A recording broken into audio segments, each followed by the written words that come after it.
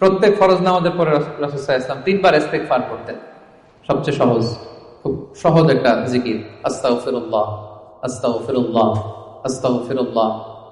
আপনারা পড়েন তো নাকি? পড়েন। হ্যাঁ, এগুলো হচ্ছে টেক অ্যাওয়ে মেসেজ, এগুলো নিয়ে যেতে হবে সাথে করে। এই যে আইএম বাংলাদেশ কমিউনিটি সুন্দর প্রোগ্রামের আয়োজন করলাম, আমরা আসলাম, আমরা যেন প্রতিটা টেক অ্যাওয়ে মেসেজ সাথে করে নিয়ে যাই।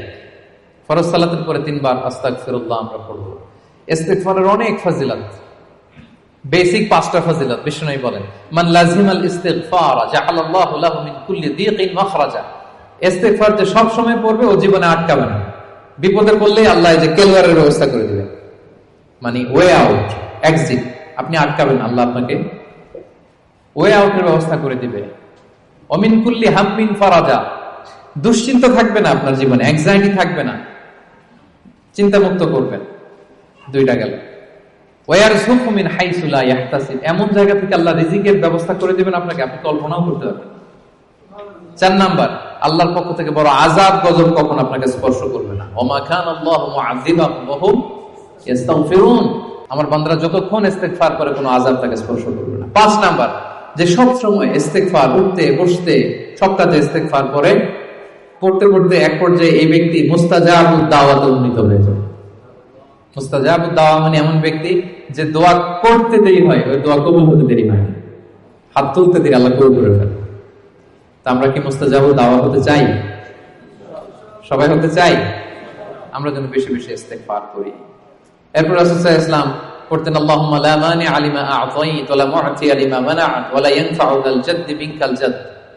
অর্থগুলো বড় সুন্দর। আল্লাহ, তুমি যেটা আমাকে দিবে এটাকে আটকে রাখার কেউ নাই। আল্লাহ, তুমি যেটা আটকে রাখতে চাও, দিতে চাও না, গোটা বিশ্বের সব শক্তি একসাথে মিলেও এটা আমার সামনে হাজির করার ক্ষমতা কারণে। আল্লাহ, তোমার সামনে তোমার আনুগত্য ছাড়া অন্য কিছুর কোনো দাম হয় না। এগুলো রাসূল সাল্লাল্লাহু আলাইহি ওয়াসাল্লাম পড়তেন। সকালবেলা পড়তেন, আল্লাহুম্মা বিকা আসবাহনা ওয়া বিকা আমসাইনা ওয়া বিকা নাহইয়া ওয়া বিকা নামুতু ওয়া ইলাইকান নুশুর। আবার সন্ধ্যাবেলা পড়তেন, আল্লাহুম্মা বিকা আমসাইনা ওয়া বিকা আসবাহনা ওয়া বিকা নাহইয়া ওয়া বিকা নামুতু ওয়া ইলাইকান নুশুর। এই দোয়াগুলো রাসূল সাল্লাল্লাহু আলাইহি ওয়াসাল্লাম পড়তেন। আল্লাহুম্মা আনতাস সালাম ওয়া মিনকাস সালাম তাবারাকতা ইয়া যাল জালালি ওয়াল ইকরাম, এটা পড়তেন। ফজরের সালাতের পর একটা বিশেষ দোয়া পড়তেন, আল্লাহুম্মা ইন্নী আসআলুকা ইলমান নাফিআ ওয়া রিজকান তাইয়্যিবা ওয়া আমালান মুতাকাব্বালা।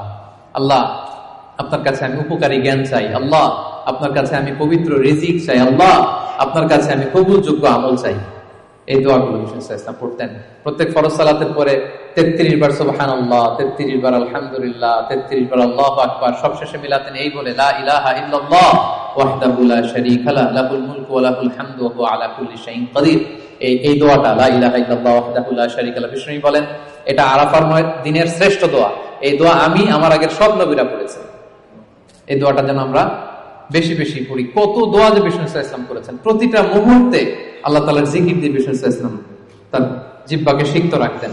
আমরা তো ঘুমের সময় পড়ি, আল্লাহুম্মা বিসমিকা আমুতু ওয়া আহইয়া। বিষ্ণু নবী চমৎকার একটা দোয়া পড়তেন, আল্লাহুম্মা ইন্নী আসলামতু ওয়াজহি ইলাইক ওয়া ফাওয়াদতু আমরি ইলাইক ওয়া আলজাতু যাহরি ইলাইক রাগবাতান ওয়া রাহবাতান ইলাইক লা মালজা ওয়া লা মানজা ইল্লা ইলাইক। আল্লাহুম্মা আমানতু বিকিতাবিকাল্লাযী আনসালতা ওয়া নাবিয়্যিকাল্লাযী আরসালতা।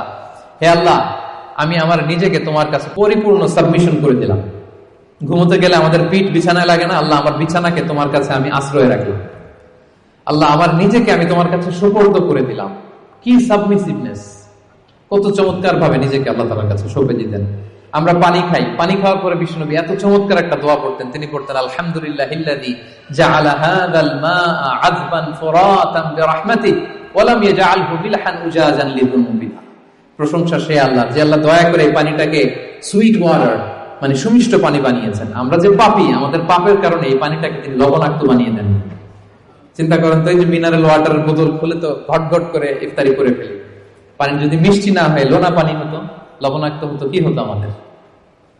আমরা কি কল্পনা করি? এই দোয়াগুলো বিষ্ণু সাল্লাল্লাহু আলাইহি ওয়াসাল্লাম সবসময় করতেন। সফরের সময় লম্বা দোয়া পড়তেন। অনেক দোয়ার লিস্ট আমি নিয়ে এসেছিলাম, এগুলো আপনারা অনলাইনে সার্চ করলেও পাবেন। আমাদের পুরো দিনটাকে, আমাদের পুরো রাতের সময়গুলোকে আমরা আল্লাহর জিকিরে কিন্তু এভাবে সাজাতে পারি। বিষ্ণু সাল্লাল্লাহু আলাইহি ওয়াসাল্লামের নির্দেশনা অনুযায়ী যেন আমরা আমাদের জিহ্বাটাকে আল্লাহর এই চমৎকার নামের জিকির দিয়ে যেন সিক্ত রাখি। আমরা যেন বেশি বেশি আল্লাহ তাআলার নাম জপে নিজেদেরকে শয়তানের প্রভোকেশন, টেম্পটেশন থেকে যেন আমরা প্রোটেক্টেড রাখি। আমরা যেন আমাদের সাথে আল্লাহর সম্পর্ককে আরো মজবুত করি।